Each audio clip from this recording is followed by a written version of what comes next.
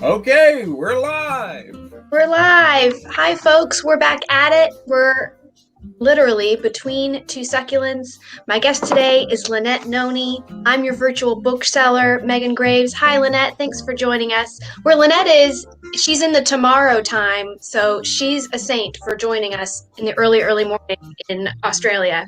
Thank you, Lynette. No, thank you. It's great to be here. So, Lynette, you are currently Australia's #1 YA fiction author. You studied journalism, academic writing, and human behavior at university, and then you ventured into the world of fiction. You're now a full-time writer, a best-selling author of the young adult fantasy series The Medoran Chronicles and Whisper. You also won the 2019 ABIA Award for Small Publishers Children's Book of the Year, along with the 2019 Gold Inky Award, which is Australia's only teen choice book award. And the first book in your new series, The Prison Healer, is available now at Charm City Books. Lynette, I'm going to begin our little chat, as I like to do, with a segment I call Pick Your Plant. So I'm going to introduce you to two of my houseplants that are really struggling to stay alive. I'm going to tell you a little bit about them, and then you can tell me which one is speaking to your soul. Are you ready?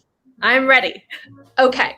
Nothing more exciting has ever happened to you, I'm sure, than meeting the split rock plant, which is a perfectly symmetrical succulent that will grow, that constantly grows, and you can see it's got two little buds forming now. It's constantly growing, and it always remains symmetrical. So as the bottom leaves wither away, the baby leaves are forming. Love that. And then I also have a snake cactus, which is it's one of a few rare cacti that enjoy shade, which is maybe why this guy is not doing so great, because I've had him in sun, but he might prefer shade. So Lynette, it's a pop quiz moment. What are you feeling? Our symmetrical split rock friend or our shade-loving snake cactus friend? Oh, I mean, honestly, I could go either way here, but I do love the idea of continual growth. So I think I'm going to have to go with the first one on that one. And yeah, that's the one that's calling to my heart. Yes, I'm with you. There's nothing like a pandemic to just really force us into some continual growth. I am True. right there with you. Well, speaking of growth, I want to test your knowledge, your moxie, your adventurous spirit. You're the queen of high-stakes, adventurous YA novels, so I'm not going to go easy on you in our next segment, the lightning round, where we're going, we don't need roads. Yep, it's the lightning round. So here's how this works. I'm going to ask you 3 questions. They're very important. The stakes have never been higher. If you answer all 3 questions correctly, one viewer on our YouTube or Facebook channel will win a prize coveted by, yes, more than one person, a Charm City Books magnet. So Lynette, no pressure. Are you ready? I'm ready. Let's stay cool, calm, and collected. It's happening. Question 1. If you could live in any fantasy world, which one would it be and why? Oh, well, that's tricky right out of the gate. Okay. I think I know there's a lot of controversy with the author, but I think I'll have to say Hogwarts for this, just purely because the books meant so much to me when I was growing up, and the sentimentality of that. Plus, you can kind of dip in and out of that world because it's in our world, and if you just didn't want to be there anymore, just head off wherever you want to go. So just go hang out with some muggles. Exactly. Yeah. Now I have to ask, what house are you? Oh, okay. So I kind of am on the cusp of Ravenclaw and Slytherin, depending on the day. Yes. Ooh, I love that combo. That's a kind of combo you want in your your dystopian fiction team. You want a Ravenclaw and you want a Slytherin, and if you can get someone who's a little of both, you might make it. Well, you got that question correct. Well done. We're moving on to question 2. What book other than your own would you recommend to a grown-up who thinks YA is just for kids? Spoiler alert. It's not. Oh, it is not. No. I'm not going to pick a particular book, so I'm probably already going to lose this question, but I will say like 3 of the top, the most well-known young adult authors, especially young adult fantasy authors, are Sarah J. Maas, Leigh Bardugo, and Cassandra Clare. And I think they've kind of earned their reputations as being authors that can deliver books that both adults and children will like. And while they write to the YA demographic, it's across all demographics, all ages. And I think, if you wanted a starting point, start with one of them. You thought you weren't going to get points on that question, but you actually got triple the points for shouting out 3 authors. Congratulations. You were just running away with this. Question 3. So we know how important representation is in literature, and I want to know from you, who are some up-and-coming YA authors of color that our viewers should keep on their radar? Wow, there are so many, and especially this year is a fantastic year for incredible books. I think probably the ones that are at the top of my radar, at least, are Witches Steeped in Gold by Shannon Smart. I think that came out over your side of the world last week, but it hasn't hit over here yet, so I'm still waiting for that.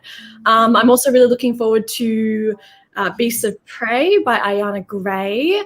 And actually just on the weekend just gone, I did a panel with both JL, who wrote Wings of Ebony, and Namina Fauna, who wrote The Gilded Ones. And they are definitely authors to watch because they are fantastic.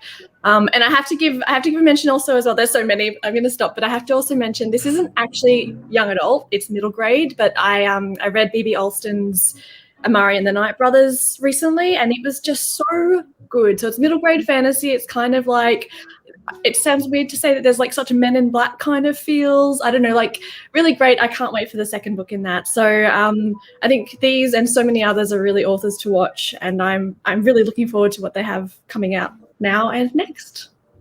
You're right. It's a great year for books. We will link to all of those. Thank you for sharing. We've got more books to add to the to-read list. So, Lynette, you nailed it. That was 3 for 3. You're a lightning round champion. There really wasn't even any competition. That's how good you are. So apart from basking in the glow, see, we've got you this digital trophy. It's amazing. It doesn't even take up any space. So apart from basking in the glow of this unprecedented victory, what do you have coming up next? What's on the horizon for you? Next up for me is the second book in the Prison Healer trilogy. And so that is called The Gilded Cage, and it comes out in October. So the first book only just came out a couple of weeks ago. We have a very quick release for that, just 6 months in between the books, which if you read the first book, you'll be very grateful for because you don't have to wait as long for the next one.